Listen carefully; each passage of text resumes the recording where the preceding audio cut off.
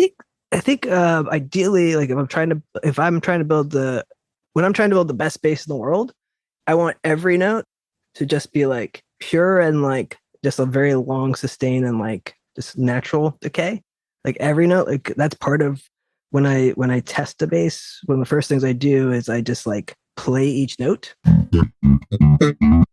Welcome to episode 95 of the Bass Shed podcast. My name is Ryan Roberts.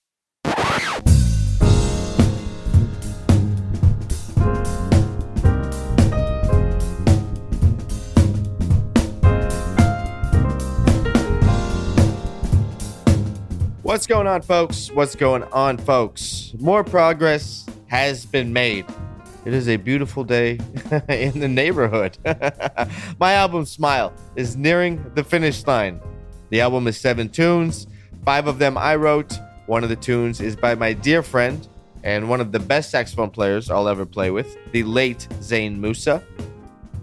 And then the title track was composed by Charlie Chaplin. Nat King Cole had recorded that tune, a wonderful, wonderful version. I really like Nat King Cole's version of that tune.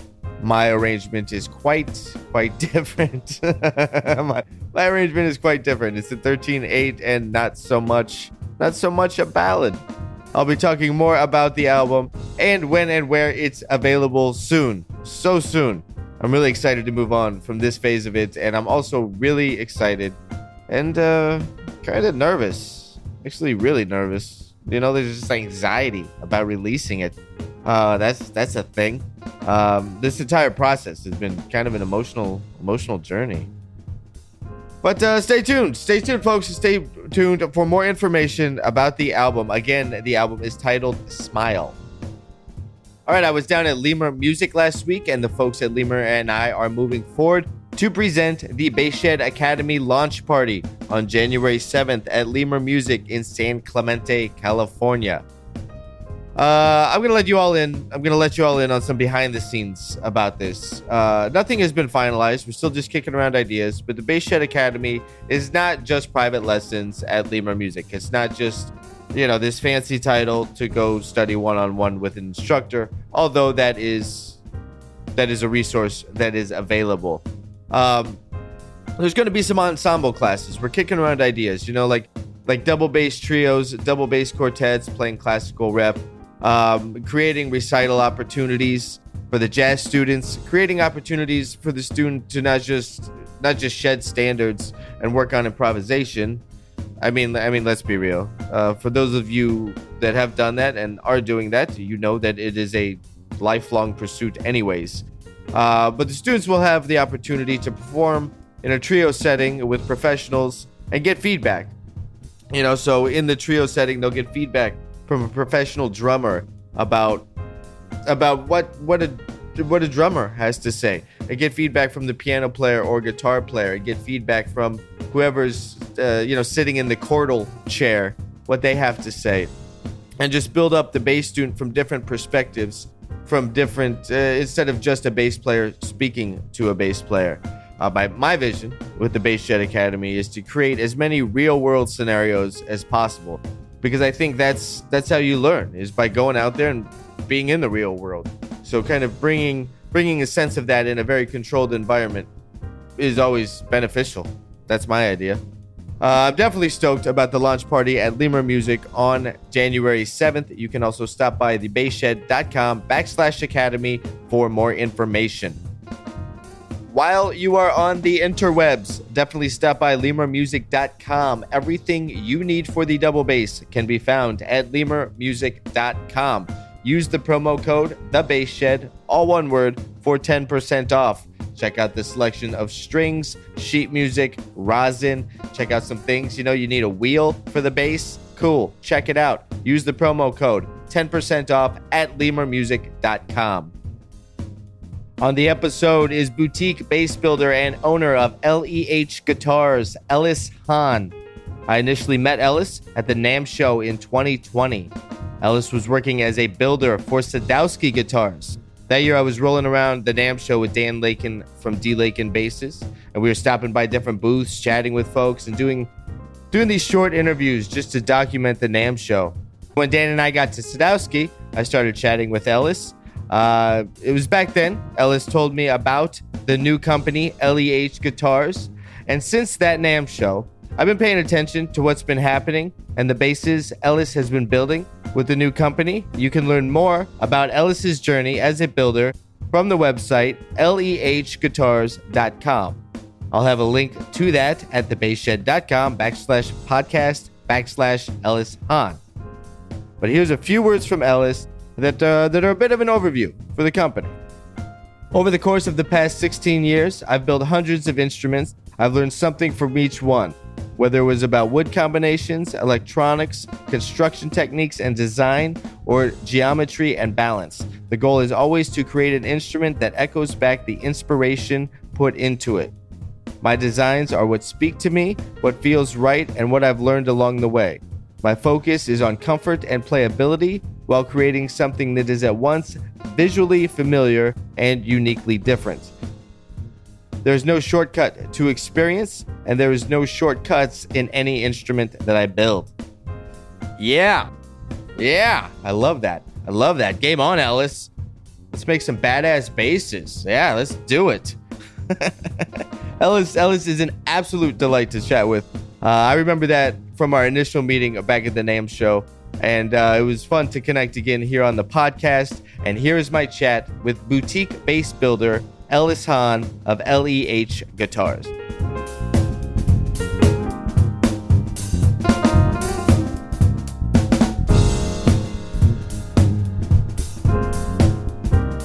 How you doing?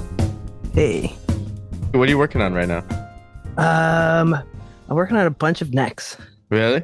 Yeah. So I'm doing the fretwork and getting them into the spray booth, getting them ready for final assembly. Is this the process where you just like focus on necks for a while and then put them off to the side and then focus on bodies, or wait till someone custom orders a body? It depends. I mean, I've been working on like a large order that all has to ship at the same time. So that's why it's turning into that. How many pieces?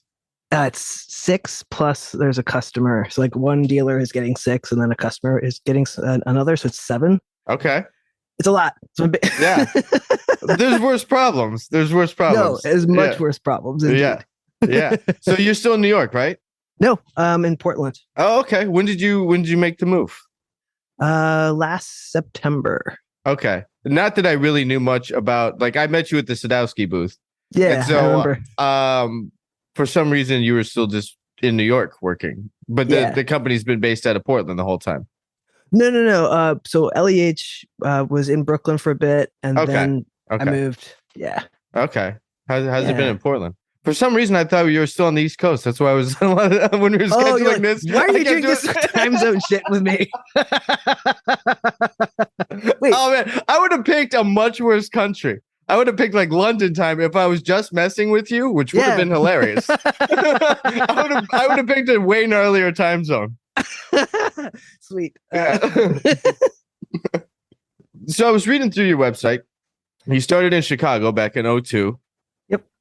It seems like such a what do you find? What was it about the building process? Like, I know repairs led you into building, but what was it about the building process that really, was it the creation of something from start to finish, and really like it was nothing and then you see it through the finish line? Was it that process? Yeah, I think so. And like the art vibe of it. Like I was always kind of an art kid. Sure. I think we all were, yeah. I like to make stuff, but like that. Yeah. So I think that's what it was. It's the creation, and the other thing is like I don't know, making something that wasn't anything at all. Right. You know, like, well, what if a bass was like this? Right. It can be. What if I put faders on a bass? Yeah. What if I do that? I'm coming back to that for sure, because I'm really curious about that. So you play too, I'm assuming. Yeah. I mean, I started as a guitar player and didn't really get really into bass until I got really into building basses. Okay. So like about 15, 16 years ago. Mm-hmm. So I guess that counts. Yeah. And then working with Roger over at Sadowsky. I mean, what an amazing, place to cut your teeth. Of course. Yeah. It's like bass mecca there. Yes. Right. Yeah. And like just being in that showroom and like getting access to that after hours, like you can play any bass through like the myriad of amps and just like figure it out. Yeah. How much of that his designs did you want to respect, but still also kind of bring into what you're doing?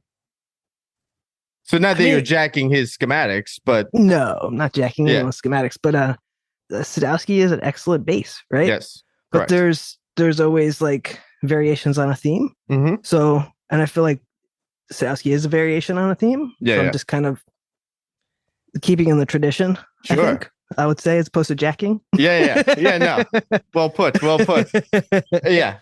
Good. Yeah, that's a way better way of putting it. I just straight up call myself out. I jack stuff. I just straight up jack stuff, and we'll call it respect. We'll call it tradition, but I know what I'm doing. I just jack stuff. How do you go about as a bass builder? How do you go about creating something that's different and unique, which you are? But I'm curious about the process here. That doesn't go weird for the sake of weird. That's still functional and, with the player in mind. So I think you just answered the question, right? Yeah, I guess so. But also, right, without leaving the player out. But then it's also not tied too tightly to everything Leo Fender did. It's unique enough, but it's not just reinventing the Leo Fender wheel. Which is a pretty nice wheel. It's a great wheel. Yeah, it's a great wheel, but you're doing something, you're bringing some new language to it. The first time you make a wheel, it might not be your best wheel. The first there's, so I guess how it is like, if you think about, or I think about often, like the amount of basses that I built in my time at Sadowsky, right?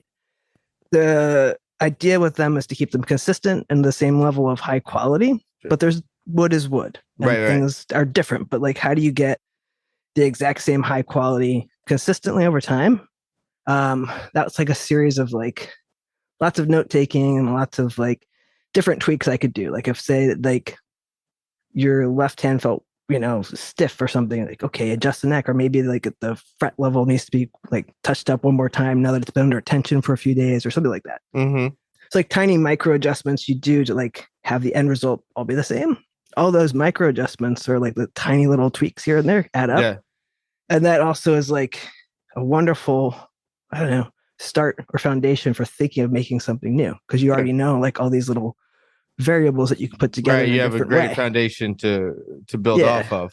Yeah. How much time and energy goes into wood selection on that process, and what is that process like?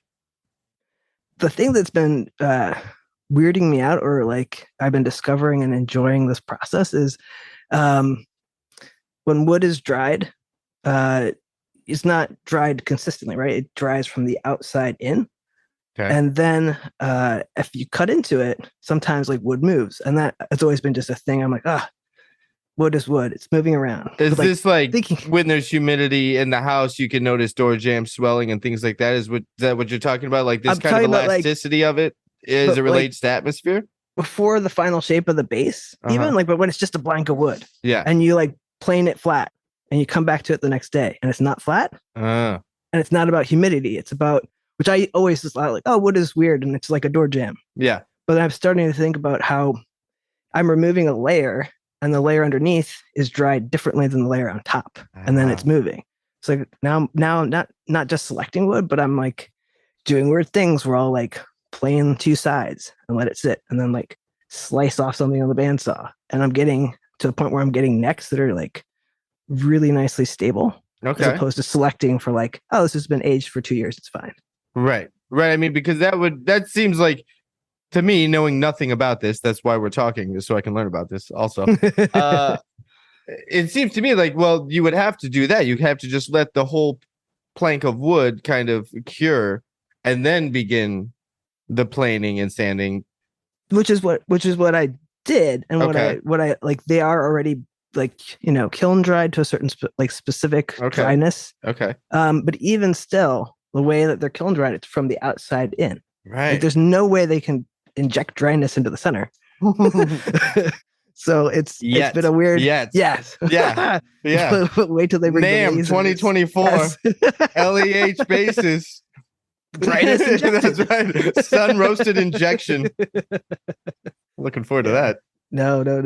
I think, yeah. But anyway, so that's been like my new thing for like the last couple months is thinking about how like there's like a tension that's built up in the way that the wood dries, and if you can release it in the right way, you end up with a really nicely stable neck.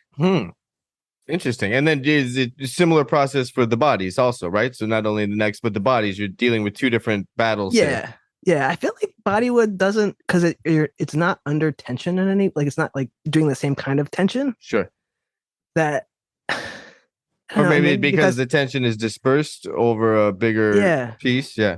Yeah. I mean, I feel like I don't get bodies moving the same way that I do maple planks, and it could be that it's two pieces that are kind of glued together. They don't seem to move as much when you take pieces of like layers of wood off of them. They do, but not like as drastically. Or maybe it's because like if a body is like a little tiny bit tilted, who cares? But if your neck is tilted, that's not good. Right. So I'm probably really focusing on the minor like changes on the neck and less on the body. Sure. Until today, when I'm going to discover all sorts of things and freak out and really focus on them. So on average, how many existential crises a week occur because of this, because of the moisture in wood? How many times a week do you just flip out? I don't know if I ever flip out. I kind of like I like the mystery and like to unravel and figure it all out. Really? So I cut every like thing that doesn't quite go right is another way that I've learned that, okay, but like, what if this? You have such a better temperament than I do. I would I would lose it. I think it's kind of, I have my best friend back east that's like told me once, you picked the hardest job you could possibly do. Yeah. Like, I didn't think about it that way, but like there's so much. Yeah, she makes pots and they're wonderful and beautiful, but not as many steps. Right. I've always been curious about this, and I've talked to a friend of mine who just had a bass built for him by the folks at Federa, and he's pretty knowledgeable about it. But not to discredit anything he has to say about it, but the tonal qualities of different types of woods. Completely fascinating to me. Yeah. Now, I understand it to a small degree, having to do with the porous nature of the wood will change the vibration. Sure. Right. I don't know. I've also gotten into the conversation several times between like rosewood and maple fingerboards. Now, what I'm curious about, we'll come back to bodywoods too, but on the rosewood maple fingerboard thing, the note stops at the fret. Sort of, yes. Okay. That's where the string. So the 2 points of the string are touching are the fret and the bridge. Yeah. So what I was thinking about, and I need you to either straighten me out on this or not, because I'm sure I'm wrong. But if that's the pressure behind the fret, and the fret is what creates the pitch right there. The nature of the wood of the neck is only going to really affect the vibration of that whole sequence. Sure. Right. I'll go with you there. Okay. This is Ryan's bass building 101, where like I know that there's strings on a bass. Nice. I got that far. After 20 years, I finally made it. So then, if it's just the fingerboard that is a different wood, how much is that really affecting the vibration? I mean, I've talked to dudes and they're like, "No, I can hear the difference." I think you hear the difference. Really? Yeah. I don't know if I can. I think you can. Really? I think you can, and you maybe don't know it. Like you probably, do you have like a preference at all? Like, do you feel it more at home, or like something suits a certain project more? I don't know why. Because I think that there's when the guitar player told me that, I suggested it's visual. You're seeing a darker wood, so you think the sound's going to be darker. Well, okay. If you A-B'd them, would you still pick that one without looking at it? Yeah. I think it's almost the power of suggestion sometimes. And then there's like a psychological game involved. No, this way. It's like one of the cool. Okay. So two things. One, here's how I like to think about the difference between rosewood and maple. Is it's not, I guess some people described it as like one being warmer and one being brighter. Sure. Because the open pores of rosewood, blah, blah, blah. But what I am hearing is the way the wood reacts to the sound, right? Because you've got something you're causing to vibrate, Mm-hmm. and then everything's shaking at a certain frequency, etc. Sure. So maple reacts faster. Okay. So it's a faster response to the note, and so you'll hear brighter because it's It's a more instant. Yeah. Okay. And then rosewood is like, hey, I'm gonna like it's like Just hello, kinda here's your casually note. walks into a house party. Like, hey, Yeah. what's up? I brought some As opposed beers. to the How other you guy's doing? like, hello, I brought some beers. Yeah. And that's trying maple. to sell me insurance. But that's why it's better for like slap bass. Sure. And, Okay. and like it's a much quicker sound. Like it's you don't like if you're like I just want to play slap bass all day long, Mhm. and I gave you a rosewood deck, you'd be like, I don't know what's wrong with this bass. It doesn't really do it for me. Okay. And I gave you a maple neck bass, you'd be like, oh, I feel at home. This is right. Like Interesting. maybe that's the thing that like maybe you're just drawn to things and not sure why, or Sure. like that's like for certain projects, you know? Yeah. Yeah. How about some more exotic woods? That I've ebony. How does that mean? I know that's a really Yeah. really hard Yeah, wood, so that's gonna have a really immediate response. It's got immediacy, but there's like a little bit of a warmth underneath, which is nice. It's a very complex. I think that's why it's like the classic. It's like on your yeah. Is it the classic? Everything. I always thought just maple and rosewood. Oh, I mean like for like violins and oh yeah, like on the upright. Yeah, sure. Yeah, so that makes like sense. It was the first go-to, I guess, or in my head it feels like the original. Right. Why do you think that didn't translate to the electric bass the same? Cost of production? I guess so. I want to say just Leo Fender. Yeah, like whatever Leo was up to. Yeah, like I don't know why he chose what he did exactly, right. But and then when you're drawn to the electric bass, you're also drawn to like sounds of albums that inspired you to become a musician. Sure. So you hear those sounds as correct. More. Right. Yeah. On that topic, what were these sounds for you, and how much of those sounds are a part of your bass building? Like how much of that is still permeating what you're doing?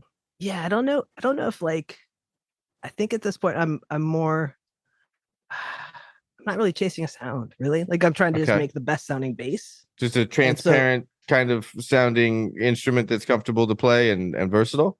Yeah, but like there's if you're using a bunch of different woods, then it's like this is a really good, ash maple bass. This is a really good rosewood alder bass, or this is a really my personal favorite is maple plus alder. Mm-hmm. So this is a really good, representation of what those two woods should sound like, plus the pickups. And there's just like so many variables that like. Right. Yeah. So what kind of sound qualities do you notice in alder versus ash? So I feel like I always think of the body wood as kind of the sounding board for the neck, or so like I think of the neck wood first, and then how does that get affected by the body wood? So why I like maple plus alder is I like the fast like reaction of the note. Mm-hmm. It's a little bit aggressive, but it could be a little much. Okay. Showing up at a party like that, Hey, what up, everybody? Yes. And the maple's like it's good. I mean, the alders, it's like good friend. It's like hold up. Yeah, okay. Like okay. Yeah, it's like the cool best friend. Like, no, man, just chill. Hang back. Okay. Yeah, hold up, and like makes everything nice. For me, that's like my personal thing, but it's not for everybody. I think some people, if they're played that, they might, feel like I wanted full like, intensity, not like a mellowing out afterwards. But so when you spoke about this, you spoke about the immediacy of the attack of the note. What about kind of the back end of the note, about how the note might kind of, balloon out after the initial, as soon as you strike the string, some can decay super quick. Sometimes they'll kind of balloon out and then fade out. Do you notice that with different woods, like the wood shaping the back end of the note? I think ideally, like when I'm trying to build the best bass in the world, I want every note to just be like pure and like just a very long sustain and like just natural decay. Okay. Like every note, like that's part of when I test a bass. One of the first things I do is I just like play each note and like usually like hold them and see how long they, especially within the known dead spot area. Sure. Yeah. Where is that? Where's the known dead spot area? It's usually the G, maybe around 6, anywhere between like the 6th and the 8th fret. Okay. Sometimes 7. Somewhere there. but if you play that note on a lot of basses, it just the sound is like it can't. Sometimes it can't. It sounds like it can't escape, but it's Really? mostly it's the resonant frequency of the instrument. So like Hmm. most Fender style basses will have that problem. Yeah. Not I mean, yeah, Sadowsky does a great job at addressing that with something I didn't jack, but well, I mean, yeah, inspired. You're inspired respecting by, the tradition. respected Yeah. the tradition is I have a thicker headstock, Uh-huh. just the similar thickness as The Sadowsky. description on the website was hilarious. It plays right in. Hold on, I'm gonna read it. I'm gonna pull it up and read it. No, don't do it. No, this is amazing. It plays right into the vanity of all bass players. Where is it? Yeah, right. High mass headstock to prevent dead spots and make you look super cool. Which, yeah, great. Sold. Okay, I'll stand by it. Yes. Yeah. But like, so it's a little thicker, but I also went like one step forward. It was like making a giant, huge, ridiculous, not ridiculous, but like as big a headstock as I could make that didn't look stupid. Sure. No, like that's always kind of a thing is the headstock design. It's reminiscent of Tyler basses. That's what Roger would tell me all the time. No, I haven't seen a Tyler bass in who knows, probably 15 years. But when I saw it, that was the first takeaway. Yeah. Not a bad thing. Not a bad bass to be likened to. No, I'm not gonna get too frustrated with it. Yeah, good. Cool. So talk to me about electronics. What would you like to know? You're using Nordstrands. Yes. Those are the stock on bass. The basses are all passive. No, they're that's what the faders do. Those are the EQ for the. I use a Nordstrand 3-band, except I wired it so it doesn't cut. Okay. Their stock one does a boost cut. Yeah. I also agree with Roger on that. I don't really like the cut thing so much. Okay. So I just kind of hacked it. And, yeah. So what frequencies are you boosting? So the bass is boost only at 50 hertz. Oh wow. Treble boost only at 4 kilohertz or KHZ. Okay. And then we got 1K or 400 on the mids. Thank you. Nobody does the 400. Yeah. Nobody. It's like 500 or 250 or 800 is my least favorite. Yeah. Right. But 800 is like I don't want the octave. Like where's 400? 400 is very nice. Thank you. Finally somebody gets it. Well done. What fader is that on the bass? Because that one's going all the way up. It's the middle one. Yeah, of course. That makes you should fuck with them all. You should do like I don't know. Put the mids mid treble bass, like just so when someone sits in on your bass and they go to mess with it. Okay, for when I build you one. Yeah. I'll build you one of those. Perfect. Make it all completely backwards, like the volumes or the tone or the faders. The volume will be the last pot. Choose your own adventure. I'll have to figure this thing out. The tone will be the first pot. Yeah. Top woods. What are you using for top woods? Right now it's anything that I think looks cool. So I've been really into burls, Buckeye and just regular maple. I have got a few orders. I've got 4, I think, two in the works for a dealer who's getting a stabilized poplar burl. It's like I don't know if you ever saw it on Instagram. It was this pink top. Maybe. I can't remember. It's kind of crazy. Okay. Into it. Yeah. All right. Hold on. I'm going to look right now. Looks like space on a bass. I'm checking this out right now. How roughly how old was the post? Ooh, it might be a little bit ago. I forget. Okay. It's a pink one? Yeah. I see one with like a pink kind of I think I probably did a video like a streak through it coming off the neck. I see that bass. Should we both look at my Instagram? Yeah. Man. This is like one of the most LA things ever, but only one of us is in LA. I take full ownership of this. You know what it was? It's a video. So there it is. It's in a reel. It's like okay. Kind of back there, and it's I think I just have it when I don't have the finished bass. I don't know if you can see that. Yeah, that's the one I'm looking at. Okay. Yeah. Okay. Cool. Yeah. Anyway. Yeah. Okay. Yeah, that's the one I was looking at the picture. In space. So what am I looking at? What is this? man, I gotta open my phone again. Which one? The The pink. It's a double soap, and it's gonna get a plexi guard, I believe. Okay. And it's got one of the necks that I'm fretting downstairs right now. Actually, it might have already. I think I already put the frets in. Yeah. Nice. Yeah. The body shape, I like the body shape actually. It's almost reminiscent of a Jaguar. Yeah. Is that on purpose? Like, a little bit, because it's a pretty cool shape, but it's a terrible, like it's a cool shape, but the instrument the ergonomics are horrible. Of a Jaguar. I think so. Yeah. Okay. I mean, I'm sorry. I don't know. I don't. Anyone who likes it, but yeah. Sorry. Yeah, it's doesn't sit right at all. The neck doesn't even. So, what I did with this is like kind of inspired by that, but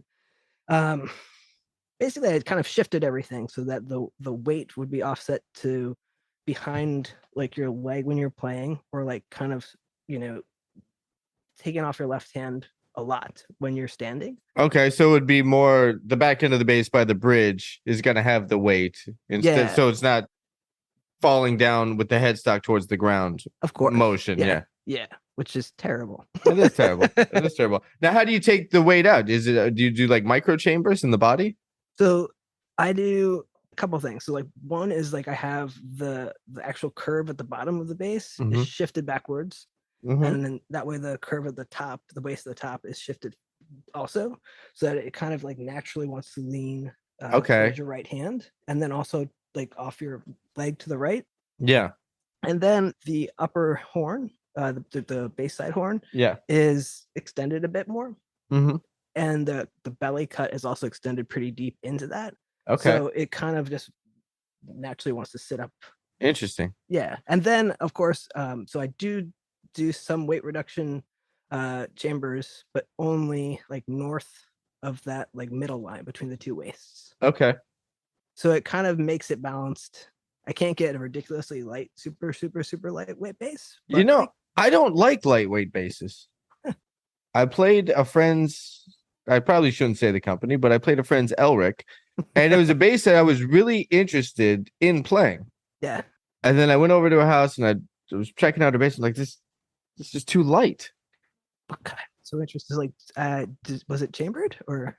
I don't know. It was the new jazz standard. Okay. It was one of those. I wasn't a fan as much anymore. I thought it sounded great and the neck felt good and all that stuff, but there's something about the weight I didn't like. And I remember I had, what was that, Japanese issue Fender P bass. I think it was an 83 that I bought off a friend, and I A-B'd it against like the American Deluxe that year, whatever year that was that we were doing this. The 83 Japanese issue was heavier, but sounded to me more like a P bass because of the weight. And I liked it.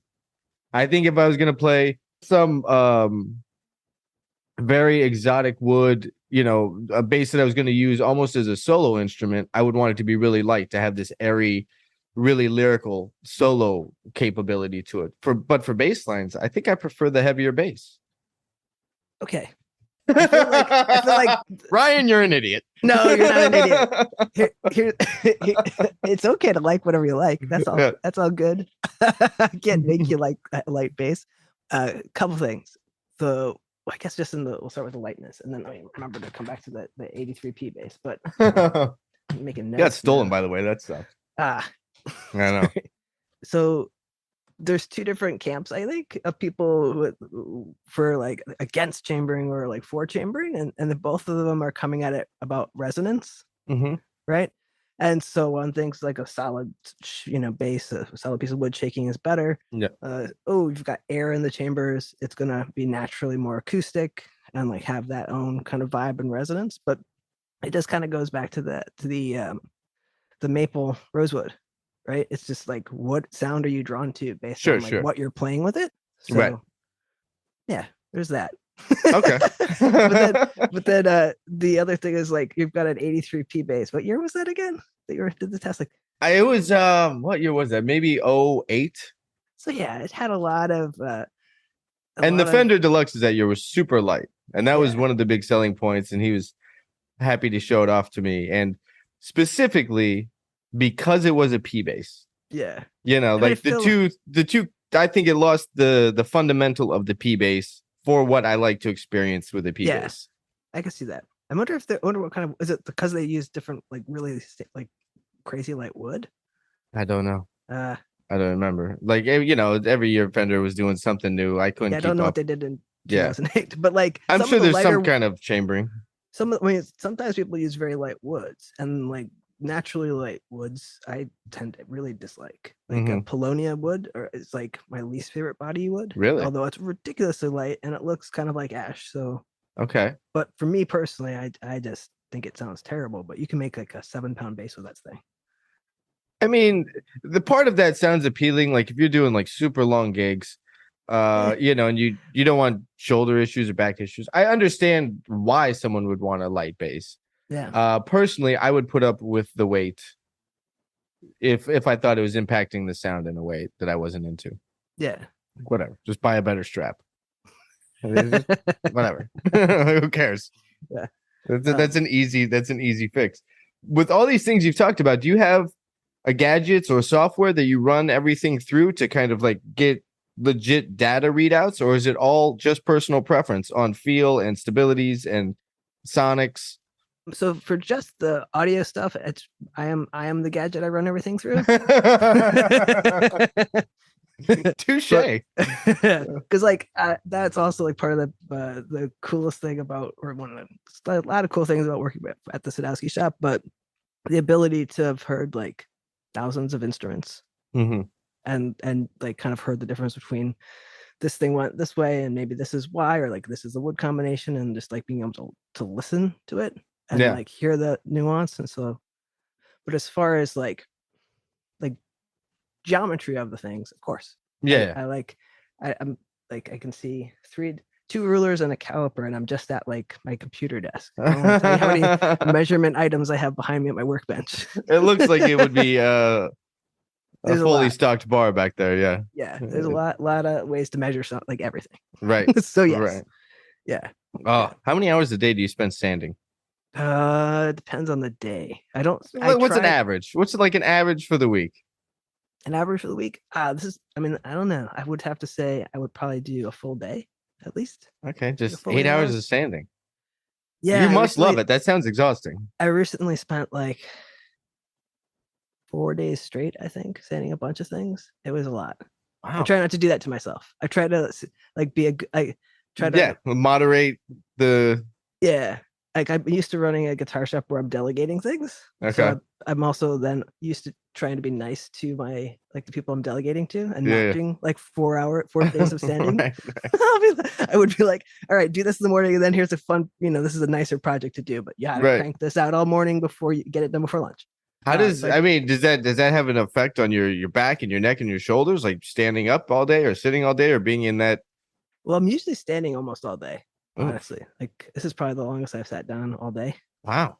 I guess I do sit down at lunch, but that's pretty quick. Like how do you just like kind of keep if you're just standing in one space? I mean, I know for me, like if I'm in a project doing something in relation to this or something else, I can easily be in front of a computer for like 5 or 6 hours. And like I Yeah, have to take breaks. Or if I'm in like a really deep practice yeah. session and I'm just like I'm in it, then I'm I moving have the to whole take time. breaks. Okay. So that's the thing. Like I guess if I were just sitting in front of a computer, I couldn't do that. Or Yeah. just standing in front of a computer, that would be very hard. Right. But like I'm just walking around the shop and doing stuff all day. All right. And it doesn't wear on you mentally of just being in the same place and like not kind of being out. I mean, I'd say get some sunlight, but you're in Portland, so that doesn't exist. Maybe it's better that the shop's in Portland. That's the secret to the No, success. it's been a little weird this year because like Yeah, normally yeah, like I think everyone had this when everything shut down like during the sure. pandemic. But I barely stopped working and I was around people. Okay. This is like my first time I haven't been around people that much. Oh, really? So What happened? I mean, I just don't have any employees and I'm just in this room. Oh, wow. It's so sad. It's okay. It's okay. No, it's all right. But yeah, it's that's the only weird thing for me is just being here by myself, but it's okay. Yeah. Yeah. So you left Sadowsky and went out on your own what year? 2019? No, I was just last year. Oh, last year. Yeah. So during the pandemic. No, what is this? What year is this? 22? Yeah. So 21. Yeah. Okay. Yeah. So during the pandemic year you were building, were you just creating kind of a backstock? Or were you just checking out different design options Oh, and during the like pandemic, I was working for Roger. oh okay, you're still And over there. also, yeah, I when I left New York City, it was like when I stopped working for Roger. Okay. So last September. Okay. I wasn't. I went to severe, like not severe, like very like pretty much part time in April, and so from April to September, I was just trying to like come in as often as possible, but also figure out how to move across the country and Right. start my own business, but like Yeah. still like putting as many hours as I could at the shop, trying to help everyone out. Sure. Get ready to not have me around. I mean, I guess the good thing was is like you were fully aware of not only honing the craft and the skill set, but you're fully aware of like what you would need to start your own business as far as machinery and Yeah. like had to set up a really strong workflow within the shop and all those things. That was a big plus. Yeah, because I mean, I know I wouldn't know, all the tools I would need. Yeah. I mean, I thought I knew everything, but it's like everything you think you know, there's always a better way to do it, So like, but yeah. So have you honed that process for you in a way that makes sense a little bit more for your workflow? Yeah. I mean, when I first moved here or when I first was leaving New York, I was doing everything 100% by hand. Uh-huh. But now I've got, which was a lot. Yeah. Right. But now I learned 3D modeling and computer what is it? Whatever. I learned how to program my robot that cuts things for me. Okay. Oh, you bought your own robot? I brought my own robot. Nice. Nice. Yeah. So where do you get the robots? Like, where do you get those things? I know of them. Like, yeah, I'm tight with Dan Lakin from Lakeland and D Lakin Bases, and like he told me about his stuff, but he still sends his out.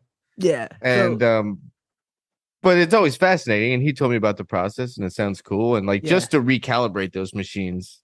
Yeah, is a whole. It's been a lot. Yeah, so I don't have a big fancy robot. I've got like the not like a little better than the starter kit. Okay. But like I've got one that's ridiculously precise, but it's not like that's the important part. Yeah, the big one that Dan uses in Montana. Yeah, right.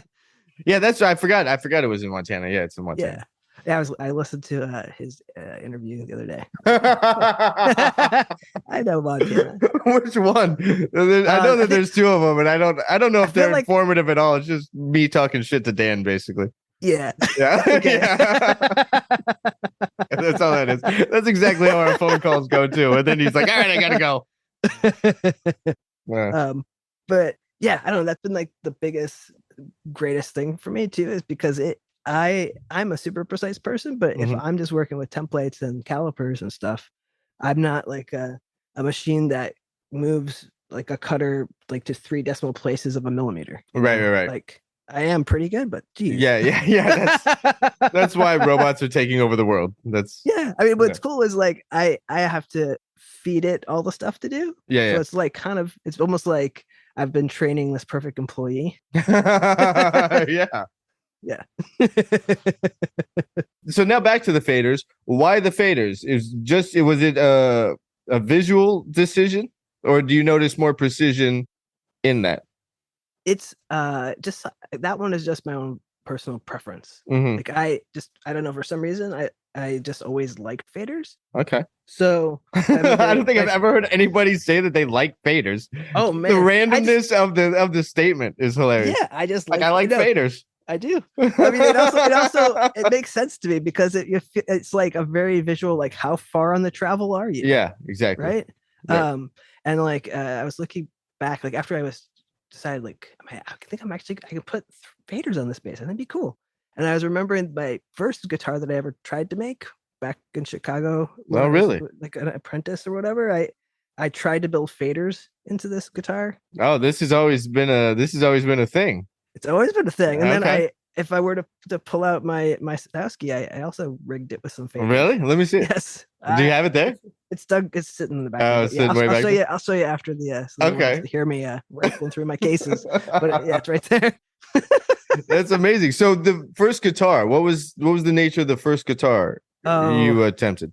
It was, I don't know what it was. It was like some kind of like, actually, honestly, it was like an offset kind of weird telly looking thing. Okay. Just Yeah. like some. Now you It, built it from. Did it start as a mod oh no, it was just or it like a was a hunk straight of up? wood. Okay. Hunk of wood. Yeah. That you Yeah. got from how? How'd you get the body shape? Did you get a kit? Was it prefabricated at Oh all? no, no, no. So I was apprenticing at the spot where they were Okay. making stuff. I Not see. as nice or nearly like to the level of Sadowsky, obviously. There's not a. I mean, there's very few Yeah, that there's you know. yeah. So like we the way we would, and I would do repairs there, but also a little bit of building, Hmm. helping the guy who ran the shop to build some of his guitars. Okay. And like so the process there was draw it on the piece of wood and take it to the bandsaw. Wow. So I mean, but that's also how I until the robot. That's how I was doing all my stuff. Except I Wow. have templates where I would like take it to the bandsaw, but then flush cut it nicely so it's a consistent shape and size. Sure. Yeah, Sure. Okay, so let's walk through the whole entire building process from start to finish. currently. On any if I order a bass from you, walk Sure. me through the process on how this bass starts. You have just planks of wood at the shop that will be for the body and separate planks that'll be for the neck. Correct. And go. Uh, Then what happens? then usually I do basically like depending on what you've decided to order, I kind of try to make my best match. So if there's a certain weight or a certain whatever, like if you so I pick the body blank and then I pick the neck blank and I probably will then do the weird thing where I start taking like tiny passes on the joiner Yeah. just to open up and see if that neck blank is gonna twist or do anything weird or Is there whatever. sometimes are they duds? Is it just not gonna happen? Yep. Really? Or sometimes there's like a weird, like dark streak in a stupid spot that just Mm. wouldn't look like it should be on a high end bass. Yeah, So yeah. unfortunately, I can't use that guy. Yeah. And What do then you I do start. with it? I don't know. I have a pile. Really? I'm thinking about. Is it just like firewood, or can you like sell it back to I'm thinking about. There's a local store sell here it to that sells PV? guitar wood. Hey PV, I got some stinker Hey, necks PV, for you. I got some better wood than you use. Check this out. I'll just send it to them free of charge, and it'll be like Yeah, a dead. yeah. A Everybody dead who plays or a horse's PV head. just tuned out, by the way. My first base was a PV. It's no, I'm not. Oh no, I'm not PV shaming. No, I worked on a lot of cool PVs, but then I just start gluing things together, Okay. prepping things for the robot, Yeah. and then the robot kind of cuts out the shapes, and I do more gluing, and then I do more sanding. Yeah. It's Yeah, just a lot of back and forth, just glue, sand, yeah, glue sanding, measure, and glue, sand, measure. yeah, Yeah. exactly. And so like it gets to the point where I have a raw body that's all shaped and sanded beautifully. And I actually send that out to Pat Wilkins in California. Mhm. He does a beautiful job and it comes back in a couple months. But while that's on the way back to me, I'm final shaping the neck. Okay. So like that's actually like probably the I don't know, the heart of the stuff that happens before everything gets put together is the Okay. neck work. Because if you don't have a great neck, you don't have a great bass. It It's, like, doesn't inspire impossible. you to play. Yeah. Like if the No. neck's not cool, then like I don't Yeah. care about anything else on the Yeah. bass. So I probably put most of my time is Right. like just getting that neck to be as amazing as possible. And then if people come to you with like specific string spacing, do you accommodate that, or do you pretty much just stick to a stock string spacing that your basses are? No, I have like within the realms. Okay. So like 5 strings, I do 3 different nut widths. Mhm. 1 3/4, 1 7/8, but also 1 13/16, which is my favorite. It's the Goldilocks. It's right in the middle. Not too big, not too little. Right. Yeah. And then for the bridge on a 5, I'll do 18 or 19. But Okay. I feel like 20 would be silly a little, Yeah. and I feel like 17 might also be silly, so I tend not to do those. Yeah, it seems like you're dipping into Ibanez territory there, or Yamaha TRB territory. If you've ever played one of those, like No. string spacing is way too It's wide just way for too- a 5-string. Yeah. Yeah. And then the necks are massive. It's an uncomfortable bass. Yeah. I mean, if somebody really wanted one and like was certain of it, I don't know. That's the other thing. I like to if someone has a weird request and it's like because of a solid reason, Yeah. I maybe would like to experience a good feeling like 5-string with a 20 millimeter bridge. I don't know. I could. And if Yeah, I know. Back yeah. to my friend who just had the bass made by Federa. His string spacing was very specific for what that bass will be used for. Mm-hmm. So it's not by any means a utilitarian bass that you just, Swiss Army knife that you just take to all the gigs. Yeah. Like that bass has a very specific purpose. So Yeah. so what you're talking about was something like that. Like this is Yeah. specific instrument for a very specific thing.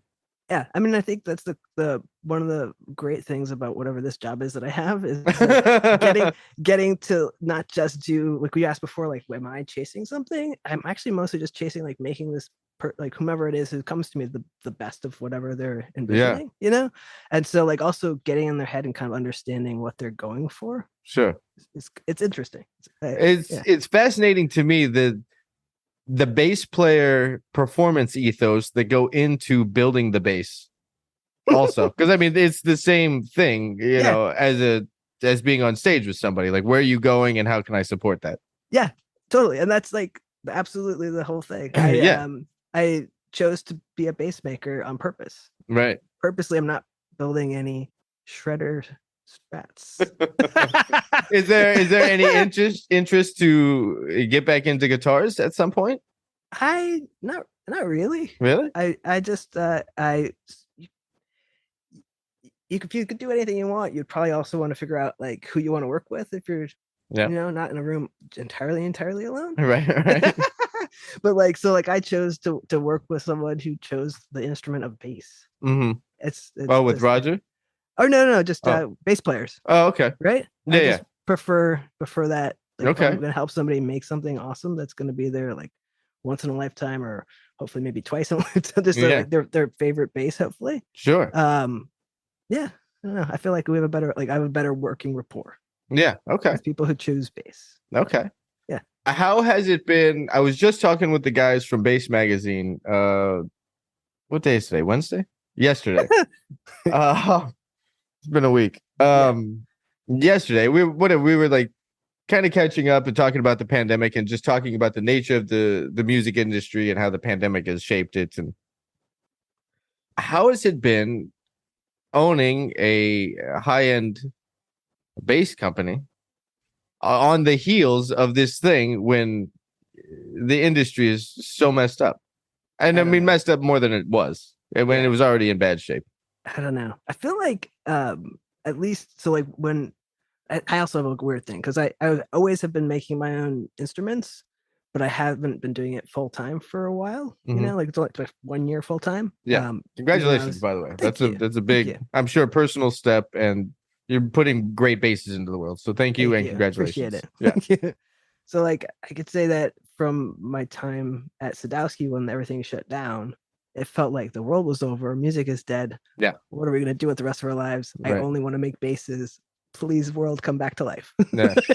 Like it just felt really bad. Yeah. And then when things started opening up again, I was handling a lot of the sales emails and stuff back and forth. Okay.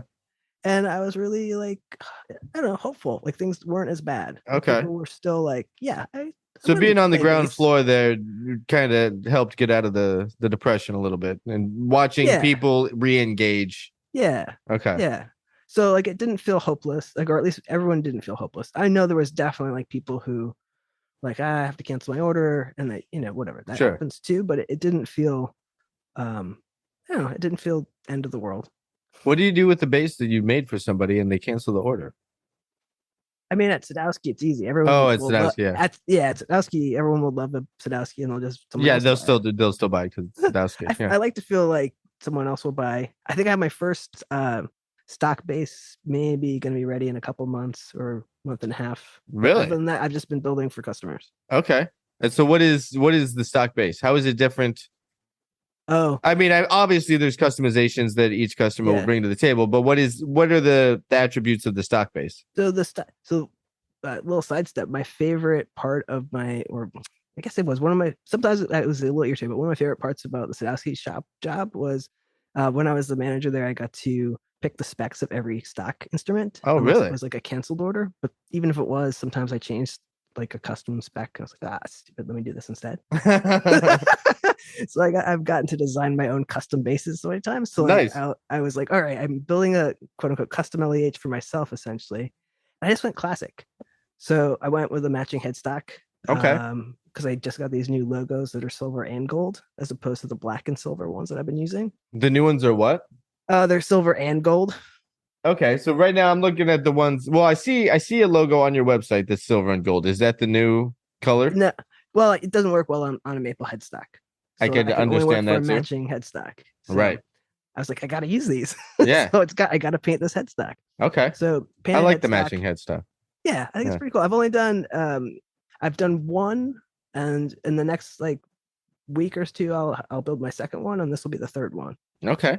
So I went with like a dark, like placid blue, Yeah, like nice. super dark, and just matching headstock, alder. Did Murado, which is a little bit of a, it's not a true rosewood, but it's got a rosewood look. Okay. Murado. I'm not even hip. What? Yeah, so I think some people, there's like 5 different names. It's like sometimes people call it Palfero. Okay. I've heard it called like Bolivian rosewood, maybe. Okay, I have never heard that. I know Palfero, and I always thought that was Brazilian. Oh no, so that's not Brazilian rosewood, but it just seems like that's a Brazilian name.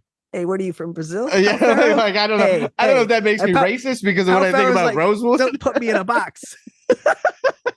sorry, Rosewood. Not trying to be uncool. Some rosewoods come from India, dude. That's true. It's true. Yeah. Okay. I got an East Indian rosewood. Yeah, I'm sure you do. I'm working on. Is there a West Indian, or is it always East?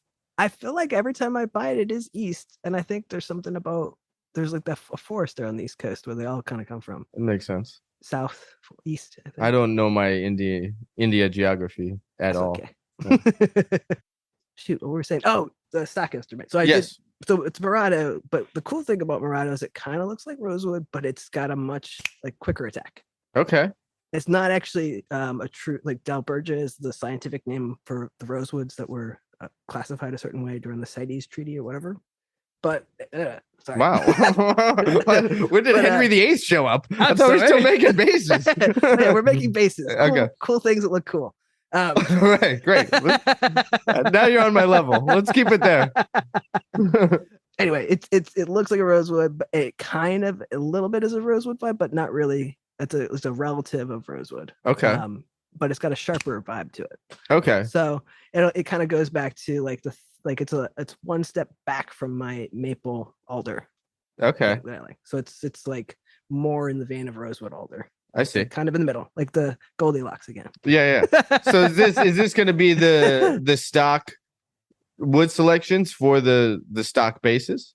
Yep. Well, no, not for this. I don't know what I'm going to do for the next ones I do. Okay. But, this is just something I thought would be kind of cool to build.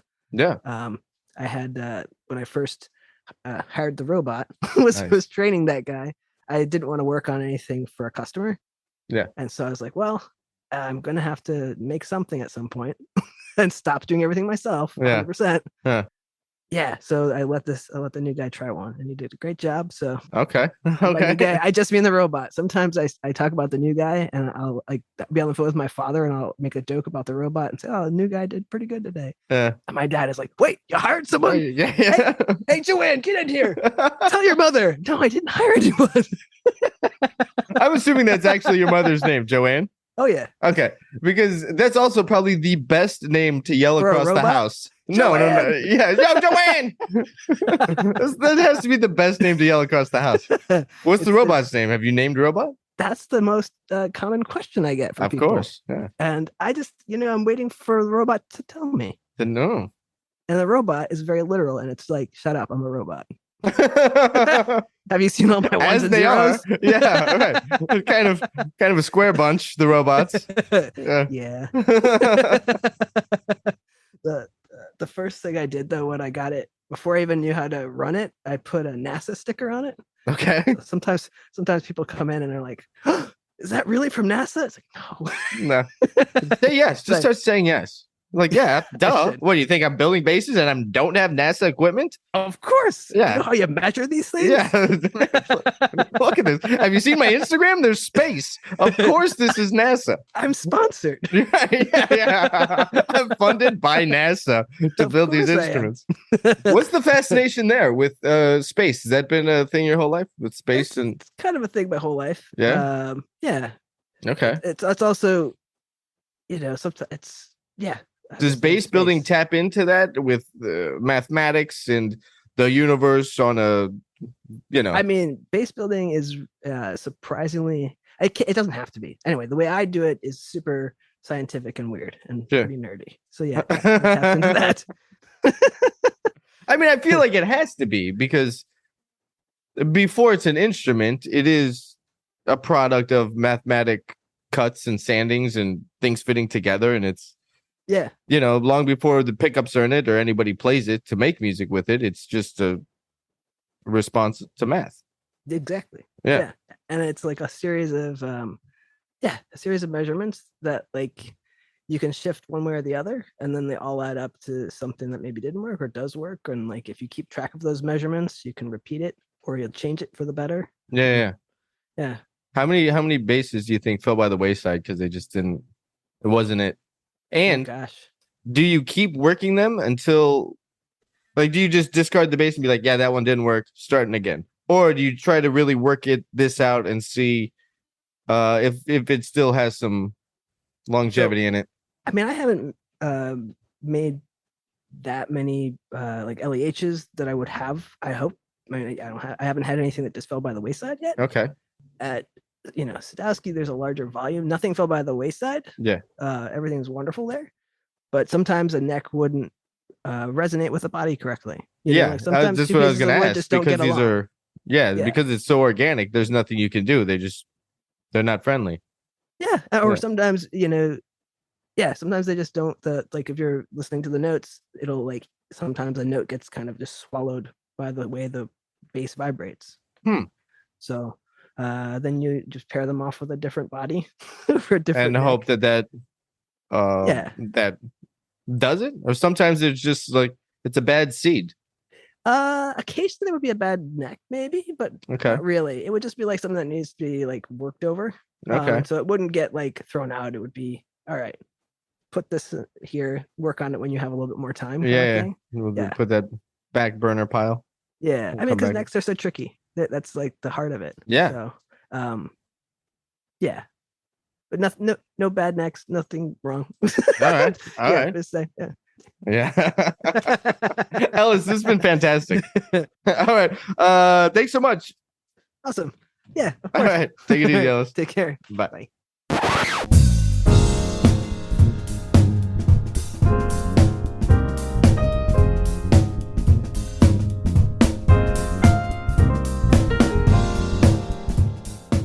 All right. That was my talk with Ellis Hahn of L.E.H. Guitars. So there's a couple takeaways here, right? I mean, I have several rants about robots in general. I don't think I'm necessarily going to go down that rabbit hole right now. So let's go back. Let's go back to the maple versus rosewood portion of the conversation. The way Ellis described that, I really dug. For me, it's a really succinct way of thinking about it. And that cleared up some things for me. I process it like that now. That was great. It was a wonderful explanation, and thank you, Ellis, for that. Stop by lehguitars.com and LEH Guitars on Instagram. You can also stop by _base_shed on Instagram. As always, folks, thank you so much for listening. That about wraps it up for this one. I'll catch you on the next one, folks. I'll catch you on the next one in a minute.